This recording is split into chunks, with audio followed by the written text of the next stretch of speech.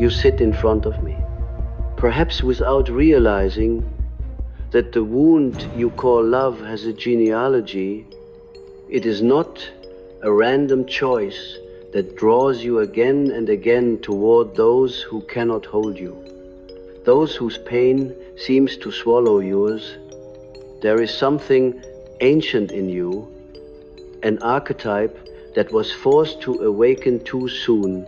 You became a parent before you were ever allowed to be a child, and so the world to you has always been an unconscious hospital rooms filled with broken people, and you, the silent healer who must keep them alive.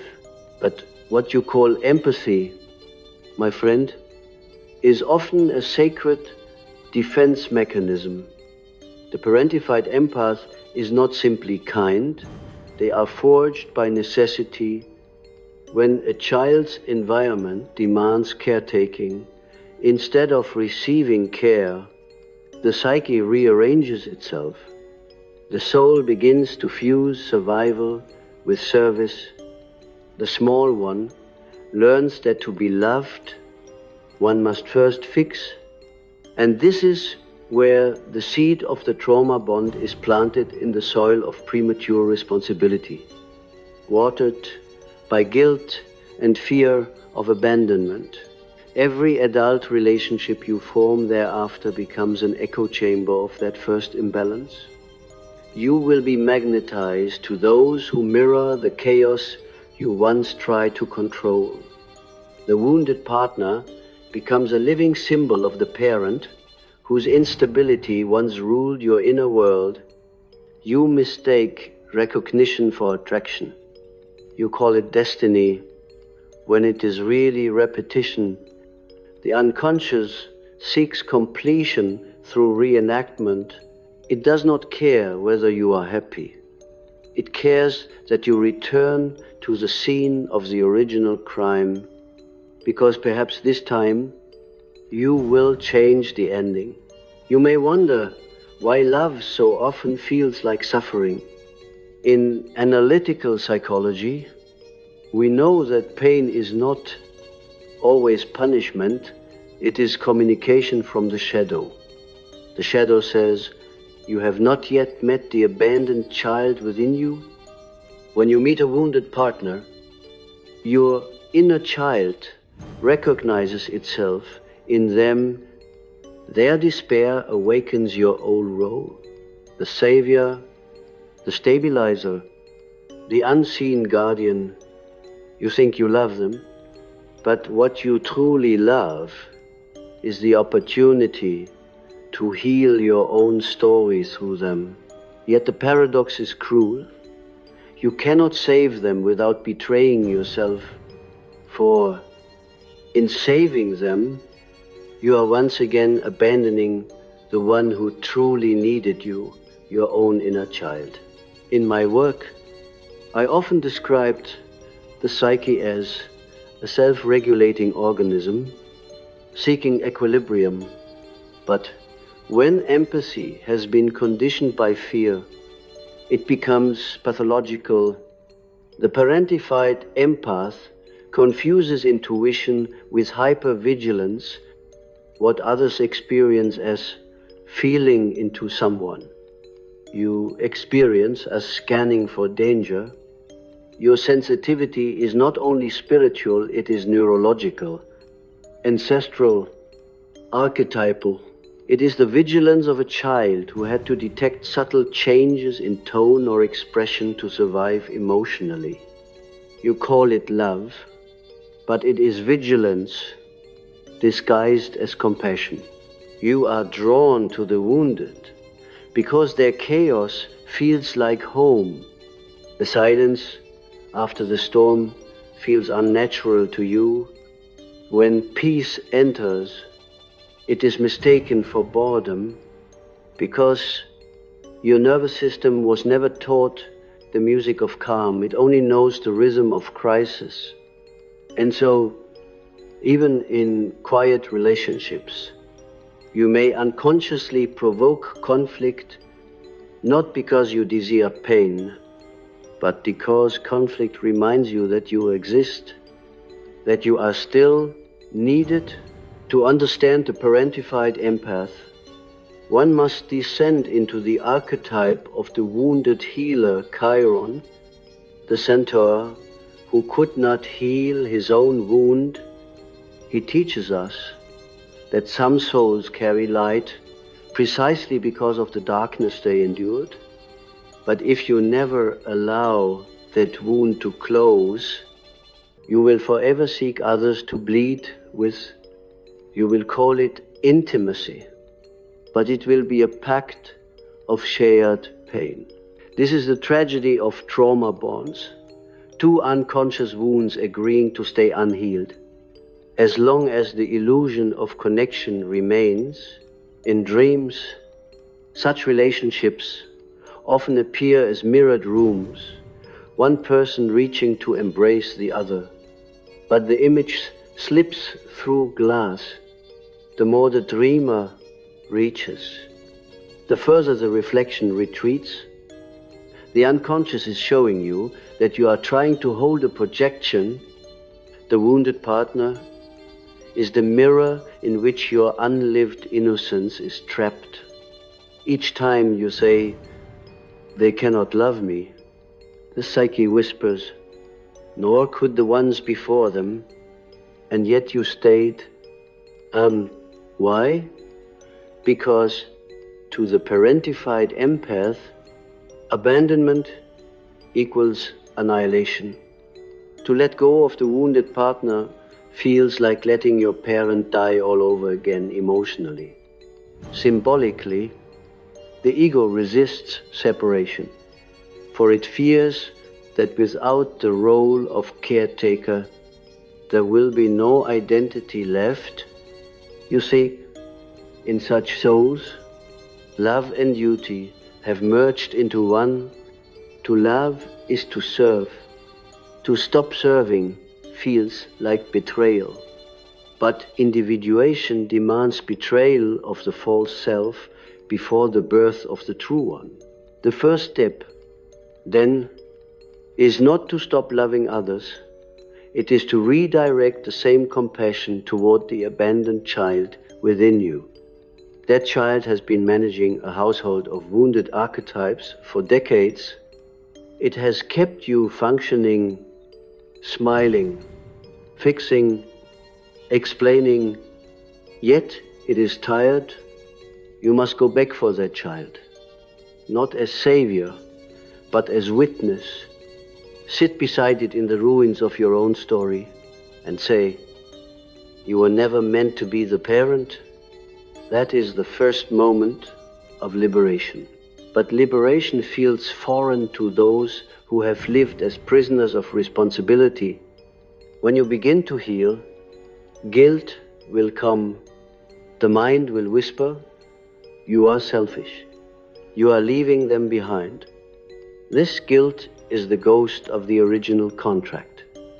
Every empath once made a vow, spoken or unspoken, "If I can keep them happy, maybe they will stay." Healing breaks that vow. And so guilt is the soul's withdrawal symptom. You are not cruel for choosing yourself.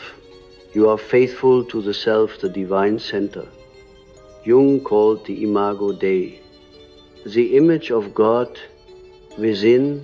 To awaken the self is to risk exile from the old tribe. Those who once depended on your emotional labor may accuse you of change. Indeed, you have changed. You are no longer orbiting their wounds. You are reclaiming your gravity. This is the alchemical process of separation, the nigredo stage of transformation. Everything turns black before it becomes gold. In this darkness, you will feel empty, unanchored, and strangely free. That emptiness is sacred. It is the space where the new pattern begins to form. The trauma bond begins to dissolve, not by hatred, but by clarity. You begin to see that love is not the same as caretaking. True empathy includes boundaries. It does not bleed, it radiates. When you realize this, you stop attracting those who feed on your light and start magnetizing those who share it. This shift is not immediate. It is a gradual reprogramming of your inner archetypes. The inner parent learns to protect the inner child rather than project it outward as a wounded partner. And yet, I must tell you, the psyche will test your progress. It will send you another familiar face, another echo of the wound. You will feel the same pull, the same desire to rescue, but this time awareness will stand between impulse and action. You will pause. You will see the pattern and choose differently. That is the moment of individuation, the sacred rebellion against repetition. What most people call love is often a disguised negotiation between two unconscious wounds. The narcissist says, "Love me so I can avoid my shame." The empath says, "Let me love you so I can prove I'm enough." Both are trapped in the same circle, each using the other as mirror and mask. Only consciousness can break the cycle, and consciousness is born through suffering, but conscious suffering transforms. Unconscious suffering repeats. There is a dream one patient once shared with me. She was climbing a staircase made of mirrors, each step reflecting her face at different ages. At the top sat a child holding a lantern. When she reached for it, the lantern turned into a heart and began to beat. I told her, "The child is the self. You are ascending towards the original light you gave away." Healing, you see, is not about becoming someone new. It is about remembering who you were before the wound demanded performance. And so, to every parentified empath listening now, I say this: your sensitivity is not a curse, but neither is it a ticket to servitude. It is the instrument through which the divine experiences compassion. But to play that instrument truly, you must tune it first to your own frequency. You cannot be the healer and the sacrifice at the same time. The archetype of the Savior must evolve into the sovereign. Only then does empathy become wisdom rather than martyrdom. You are not destined to repeat the same bond forever. The wound that made you a parentified empath was never proof of defect. It was the initiation into depth. You were taught love through duty, so that one day you could teach the world love through freedom. The same force that made you kneel in servitude can lift you into divine independence, if only you allow the inner child to finally rest. When we speak of trauma bonds, we speak of psychic handcuffs forged in childhood heat. They do not simply bind you to a person, they bind you to an emotional climate. The bond is not sustained by love, but by tension release, relief, and fear woven into one invisible cord. The empath feels the slightest tremor in that cord and rushes to tighten it, believing that keeping the other intact will prevent collapse.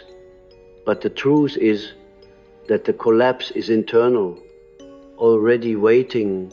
To free yourself, you must first see how the bond feeds on polarity. The wounded partner becomes the carrier of the shadow you refuse to hold. Their anger holds your denied rage. Their despair holds your disowned grief.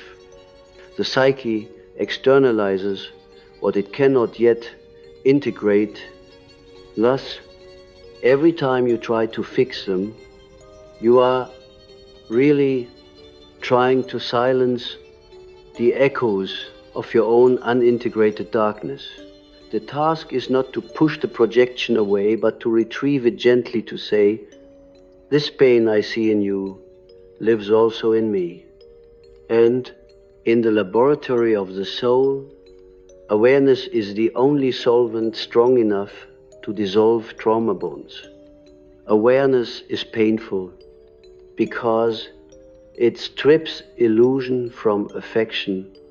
The parentified empath discovers that much of what they called intimacy was a reenactment of duty.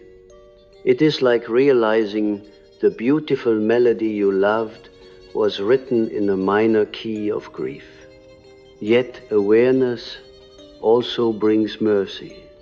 When you see the pattern, you no longer hate the players.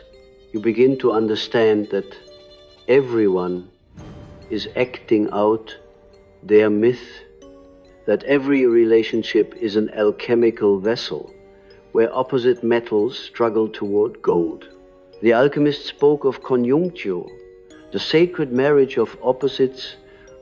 In psychological language, this is the integration of masculine and feminine, active and receptive, giving and receiving. But the parentified empath knows only the giving half of the ritual. They pour, they rarely drink. The inner feminine, the receiver, is starved. She waits behind the veil of your constant doing, whispering, let me be held. When you finally listen, something ancient stirs. The psyche rebalances. The savior archetype bows before the priestess within, who knows that to receive is also divine. Dreams during this stage often shift. The wounded partner may appear as a child or as a broken vessel you can no longer mend. Sometimes the dreamer walks away while the other remains frozen. Mid-gesture, as if time itself stops, when you withdraw your energy. This is the unconscious, acknowledging that the spell has been broken. You no longer feed the pattern, yet the morning after such dreams, grief arises, a grief for the years spent in devotion to unreciprocated pain.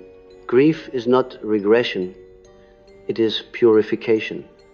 It washes the ashes of old myths from the skin of the soul. Many empaths confuse compassion with control. They say, I just want to help, but beneath that impulse is terror of helplessness.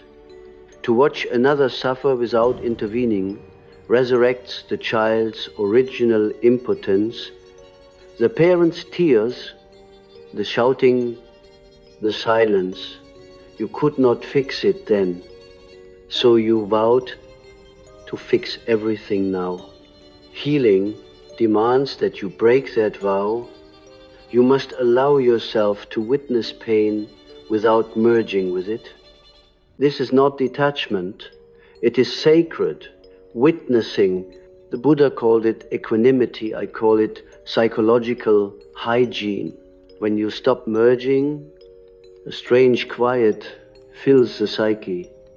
It feels foreign, like stepping out of a noisy marketplace into a vast cathedral. The silence hums. In that space, the true self begins to speak, not in commands but in symbols, in images that rise from dreams and coincidences. You might start seeing birds freeing themselves from cages, or rivers cutting new paths. These are not accidents, they are messages from the unconscious confirming your liberation. The psyche always celebrates truth through imagery, before the ego can name it, yet beware of the next temptation, the Redeemer's relapse. After glimpsing freedom, the ego may return to the old battlefield to prove its strength.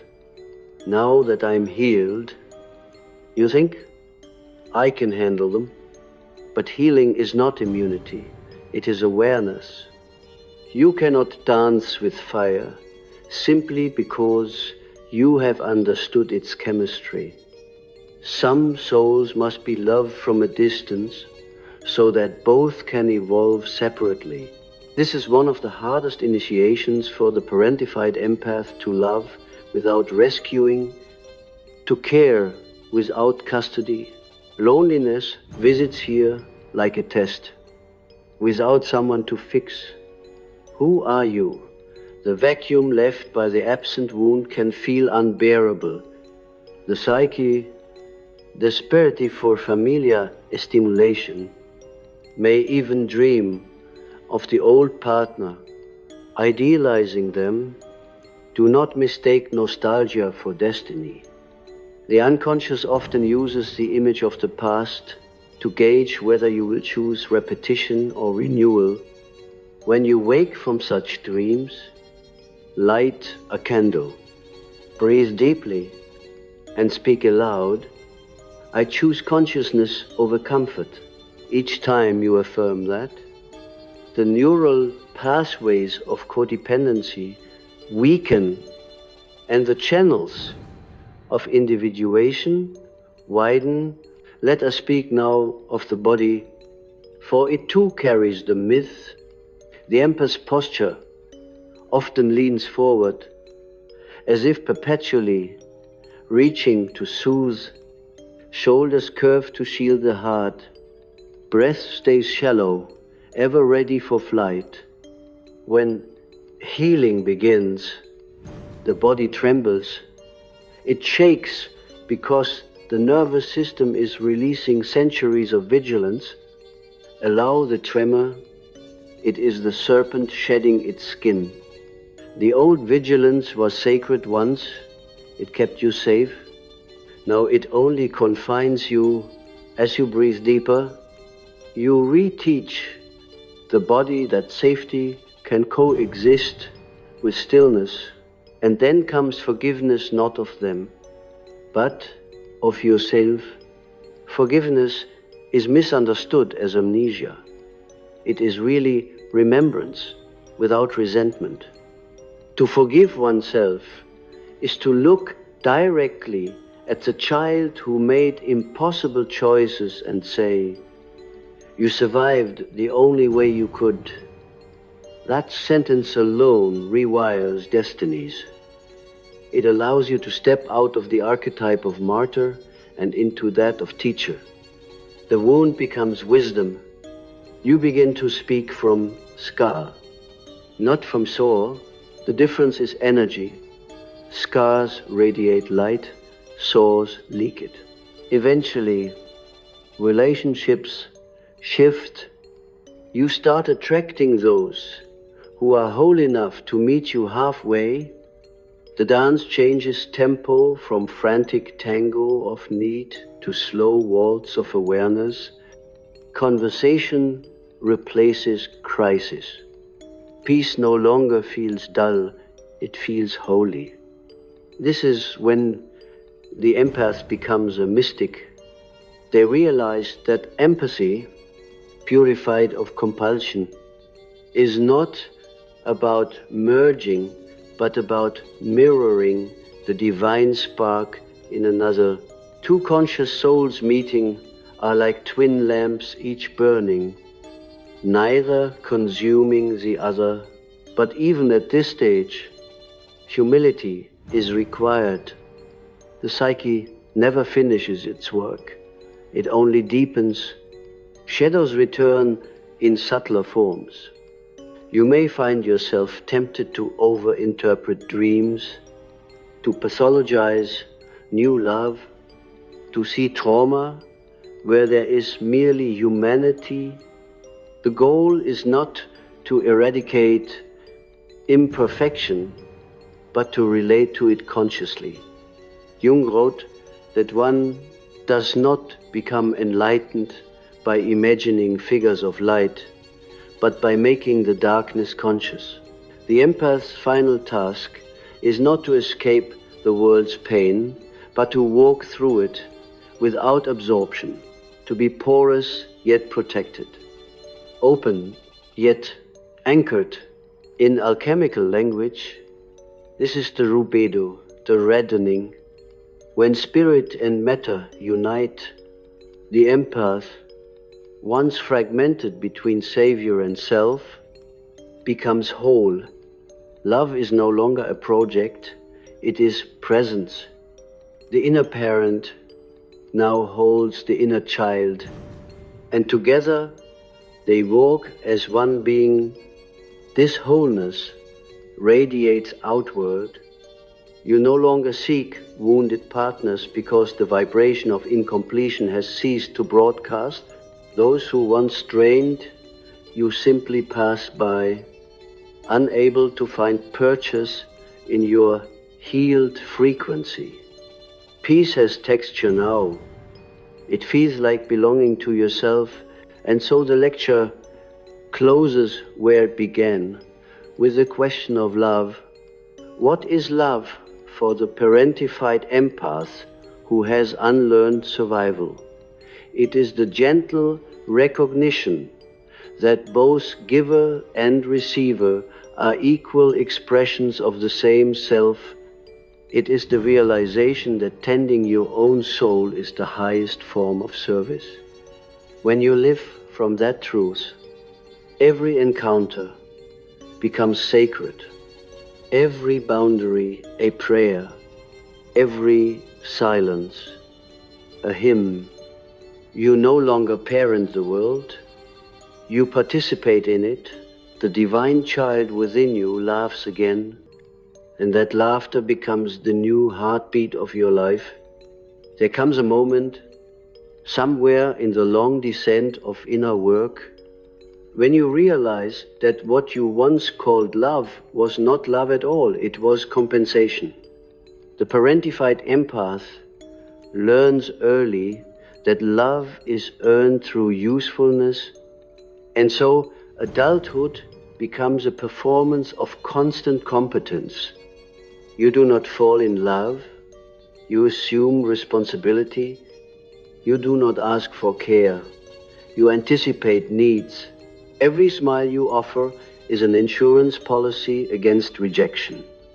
And when the wounded partner arrives, your unconscious sighs in relief, because finally the old play can resume. You know your lines by heart. You know how to soothe, how to interpret silence, how to apologize for another's chaos. It feels familiar, and familiarity feels safe even when it hurts, but the psyche cannot evolve while trapped in repetition. The soul demands novelty, not in form, but in consciousness, so it begins to dismantle your illusions, often through pain. The partner you try to save betrays you, not out of cruelty, but as an emissary of your own unconscious demanding transformation. Their betrayal is the rupture that forces you inward. This is the crucifixion of the empath's false self, the death of the savior identity. It is excruciating, but it is sacred. When I spoke of individuation, I did not mean mere self-improvement. I meant the awakening of the divine image buried beneath adaptation. The parentified empath must face the unbearable realization that their goodness was not entirely pure, It was survival disguised as virtue. And that realization shatters the ego's favorite illusion, that being needed equals being loved. Once that illusion collapses, a strange emptiness emerges. You begin to ask, if I am not the healer, who am I? If I am not the one who saves, what remains of me? What remains is the self, the unconditioned center that has waited silently through all the performances. But the ego fears the self, for the self is vast and demands surrender. The ego wants control, the self wants truth.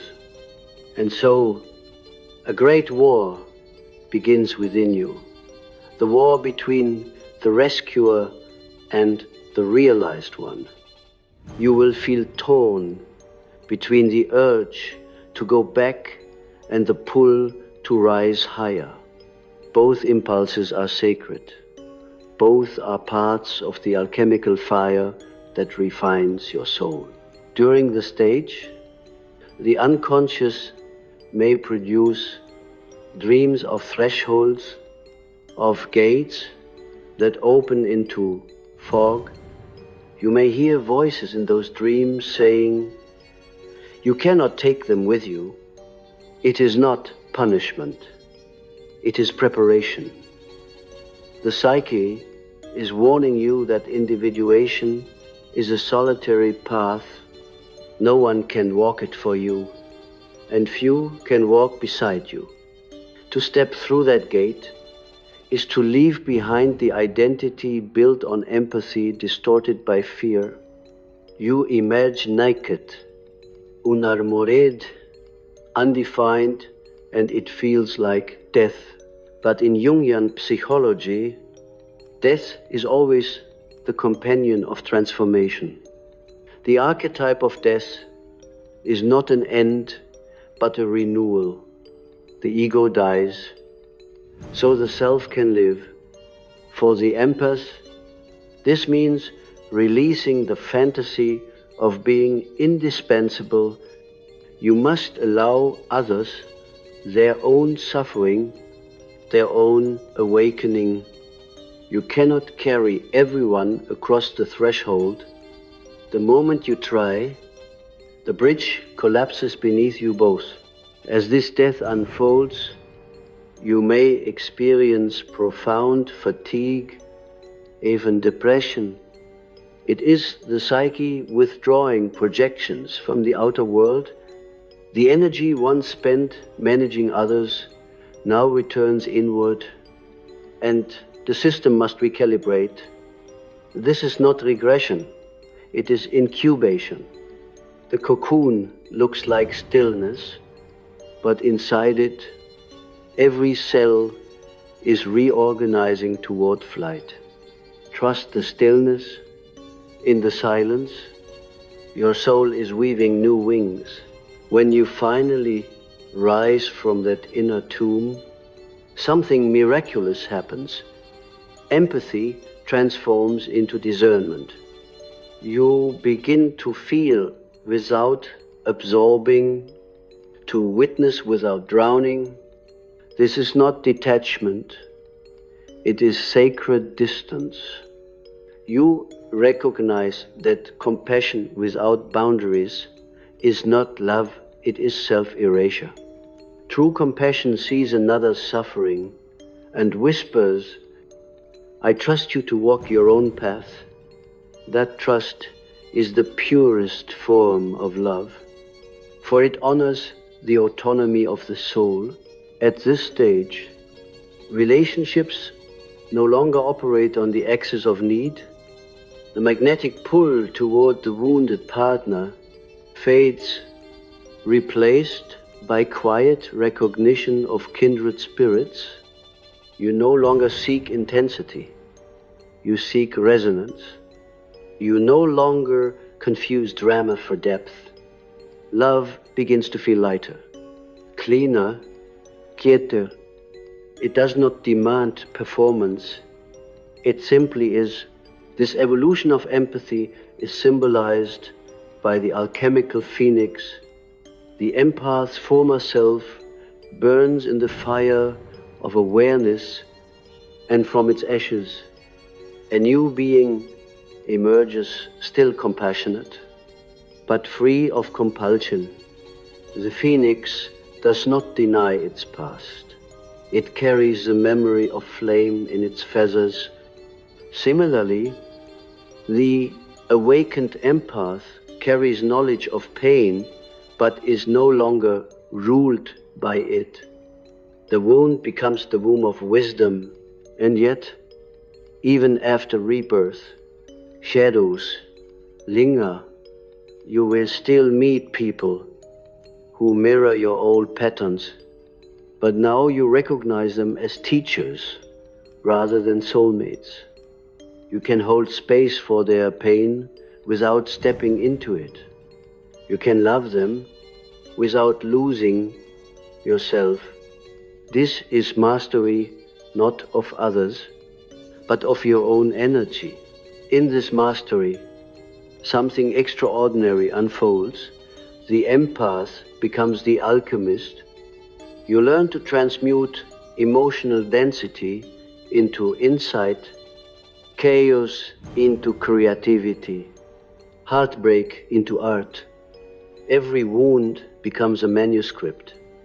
Every tear a line of poetry written by the unconscious hand of God. This is the true calling of the empath, not to fix, but to translate suffering into meaning.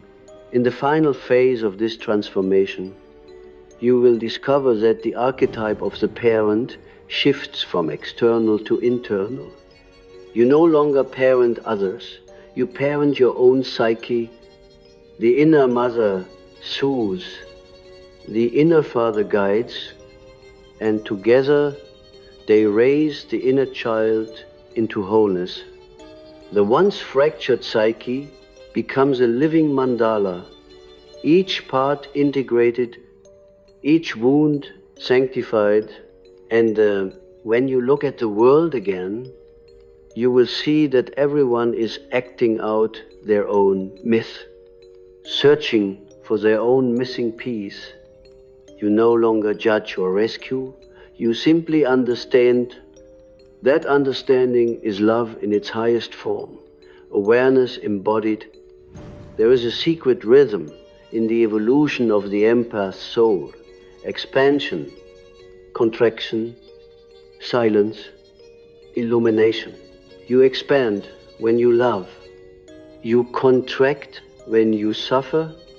You fall silent when you begin to understand, and you illuminate when you no longer need to explain.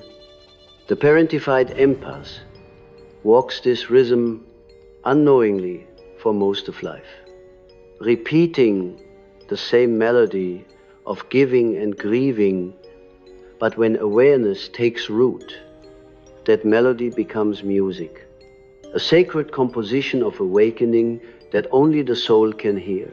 You see, the universe does not waste wounds.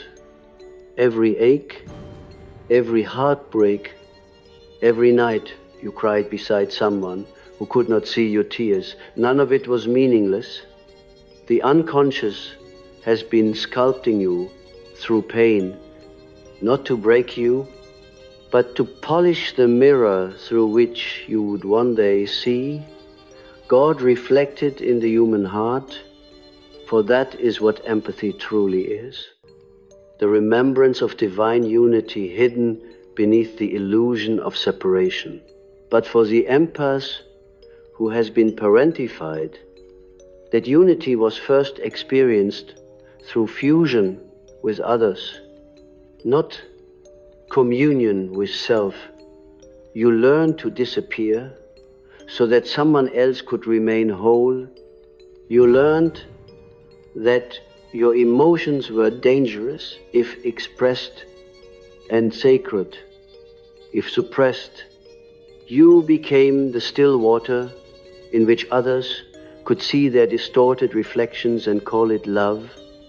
and you thought that if you could be still enough, patient enough, kind enough, someone might finally see you.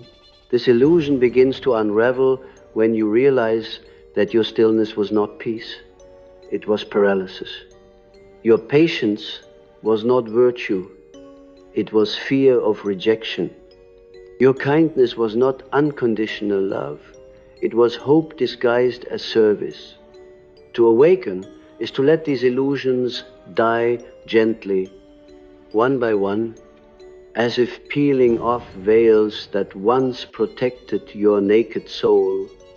Beneath them, you find not weakness, but the divine pulse of authenticity, the raw, radiant truth that says, I am not here to be useful, I am here to be real. When this truth rises, everything changes. You no longer crave to be understood. You crave to be seen by yourself. You begin to trust your anger as sacred fire, your tears as baptisms, your loneliness as prayer. You stop chasing souls that refuse to meet you, because you finally meet yourself fully. That moment, quiet and tremulous, is the true beginning of love. And then something even more mysterious happens. The universe mirrors back this self-recognition in others. You start meeting people who do not need saving, but who see you not your potential, not your usefulness, but your presence. You find partners, friends, mentors who hold their own wounds with grace, who do not ask you to parent them, but to walk beside them. This, at last, is equality of souls. In that equality, love becomes a sanctuary instead of a battlefield. You speak honestly without fear of shattering peace, because peace now includes truth. You give without depletion, because you have learned that energy flows endlessly from the source within, not from the approval of others. You no longer perform empathy, you embody it. You are no longer drawn to pain, you transform it. This is what it means to move from trauma bond to soul bond. In dreams, this new stage often appears as light breaking through water. You find yourself diving into a dark ocean, only to see the sun shimmering above, illuminating everything it touches. The water no longer feels heavy, it feels alive.